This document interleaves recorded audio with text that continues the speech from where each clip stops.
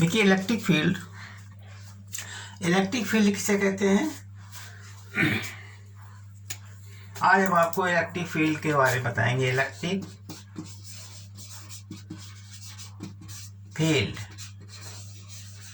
देखो electric force सब लोग जान गए, स्थिर विद्युत इलेक्ट्रिक फोर्स, जैसे F is a electric force.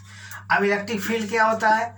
Electric field वो होता है कि किसी चार्ज के आसपास, किसी चार्ज, मान लीजिए Q चार्ज है, इसके चारों तरफ सराउंडिंग एरिया में एक फोर्स लगता है। फोर्स का डायरेक्शन इस प्रकार से होता है चारों तरफ।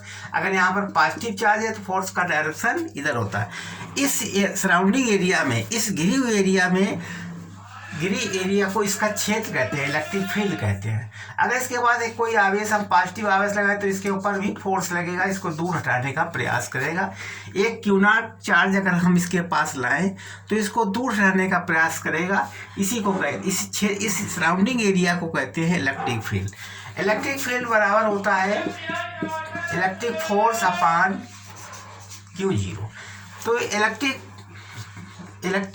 फील्ड भी एक vector, electric force vector quantity है।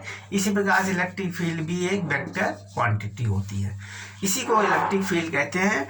मतलब इकाई Q0 चार्ज के ऊपर जितना फोर्स लगता है उस फोर्स को कहते हैं, उस सराउंडिंग एरिया को कहते हैं इलेक्ट्रिक फील्ड। अब इसकी यूनिट क्या होती है? इंटेंसिटी। इसकी इंटेंसिटी क्या होती है? इंटेंसिटी समझ गए, ये जो है दूरी होती है इंटेंसिटी कहलाती है। तो इलेक्ट्रिक फोर्स बराबर होता है ये इंटेंसिटी 4 पाई एप्सिलॉन 0 और Q upon R square. Q एक फोर्स है, Q अपॉन R स्क्वायर। ये इलेक्ट्रिक फील्ड हो गई। अगर हम इसको Q0 के पास लाते हैं तो Q0 नीचे हो जाएगा, अपान ये कट के हमारा क्या बन जाएगा? यही बन जाएगा 1/4 पाई epsilon 0 Q upon R square. ये इसकी इंटेंसिटी हो गई, इंटेंसिटी ऑफ इलेक्ट्रिक फील्ड। चूंकि that is vector quantity so that it direction इस साइड में होगा। ठीक है। अब इसकी यूनिट क्या है? What is unit of electricity? Electricity की यूनिट बताइए। यूनिट E बराबर होता है F अपॉन Q0। अब F की यूनिट क्या होती है? F की यूनिट आप जानते हैं न्यूटन होती है। फोर्स की यूनिट क्या होती है? न्यूटन। तो यहाँ लिख दीजिएगा न्यूटन। और ये आवेश जो चार्ज है Q0, इस चार्ज की भी इकाई होती है। इसकी इकाई क्या होती है? चार्ज की इकाई होती है कूलम। तो इसको हम कह सकते हैं न्यूटन पर कूलम। ठीक है, ये तो इसकी यूनिट हो गई। अच्छा, इसके बाद में फिर हम अगर इसका डायमेंशनल निकालना चाहें, डायमेंशनल फार्मूला, तो E बराबर होता है F अपॉन Q0। ये तो जानते ही हैं। अब F की डायमेंशन क्या होती है? MLT की घात -2 होती है। ये हमारा डायमेंशन बन गया। अपॉन Q होती है A इंटू T। क्यों? Q बराबर IT होता है। I की डायमेंशन क्या होती है? एम्पियर। IA होता है और टाइम की T होती है। अब इस तरीके से इसका डायमेंशन हो जाएगा। डायमेंशन फार्मूला हो गया MLT की घात -3 और A की घात -1। ये इसका डायमेंशन हो गया। ठीक है, डायमेंशनल फार्मूला हो गया। अब देखिए इसके बाद में एक चार्ज पॉइंट के पास में हम इलेक्ट्रिक फील्ड कैसे ज्ञात करेंगे? बिगाड़ दें इसको।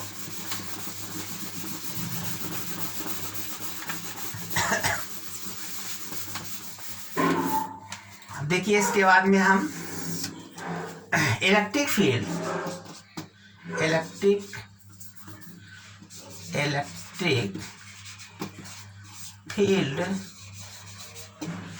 Due to a point charge, due to a point charge,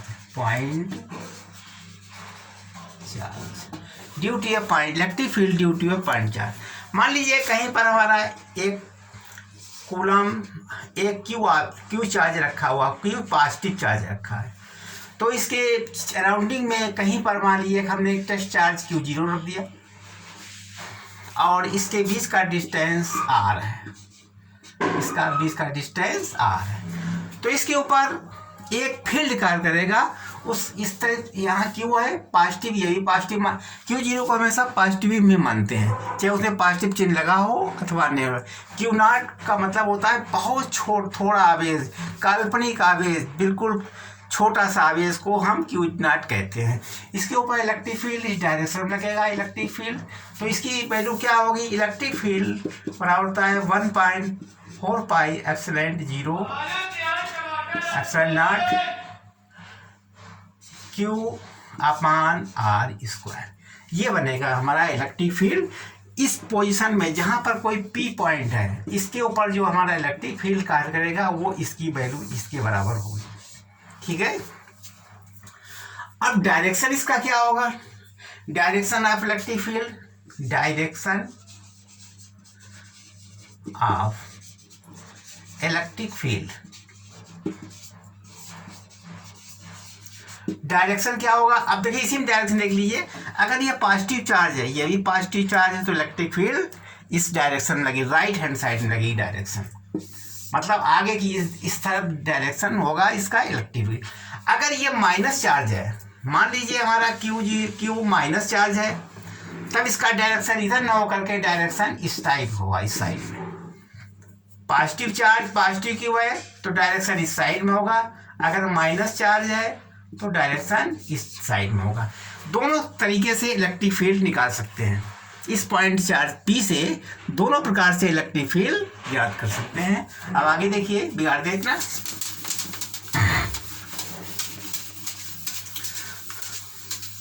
अब देखिए super position of electric field, super position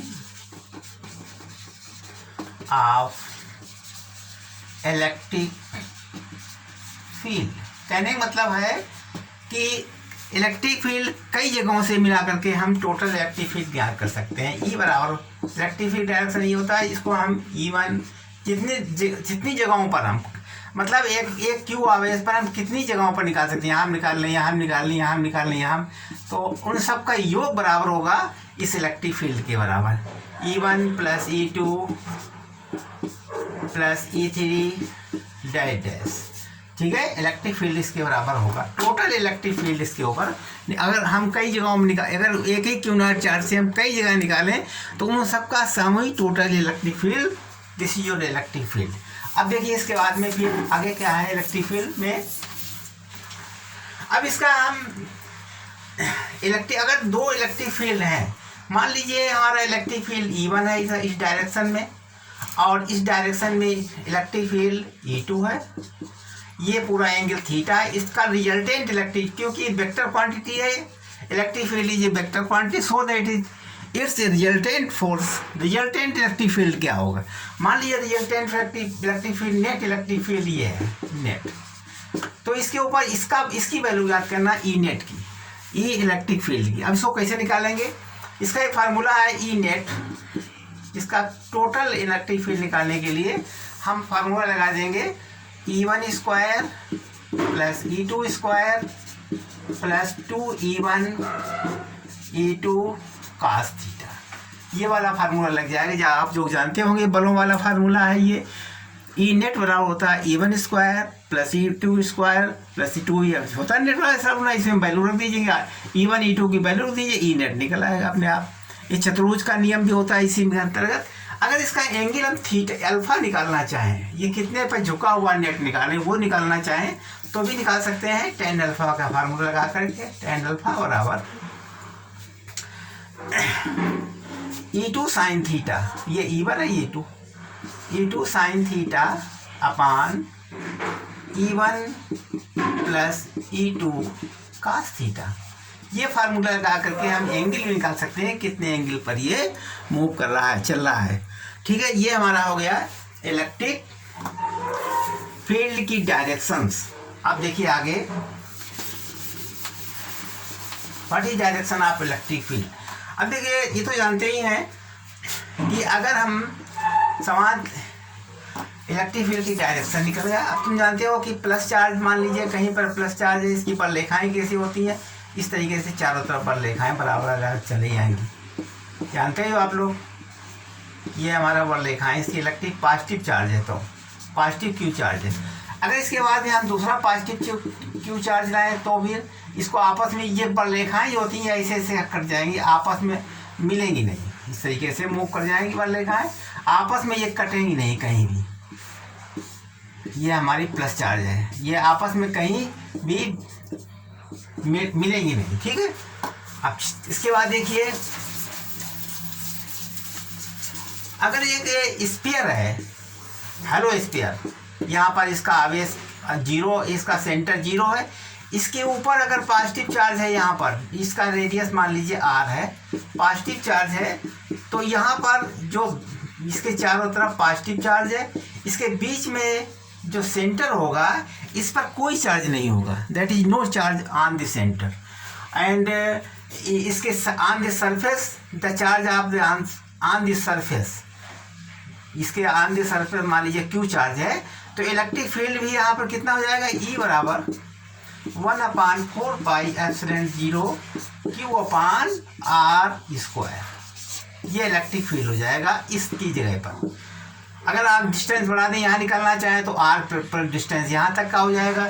इस तरीके से हम इसकी इलेक्ट्रिक फील्ड निकाल सकते हैं। बस आज इतना ही बताएंगे, फिर कल आप हमारे चैनल को सब्सक्राइब कर दीजिए और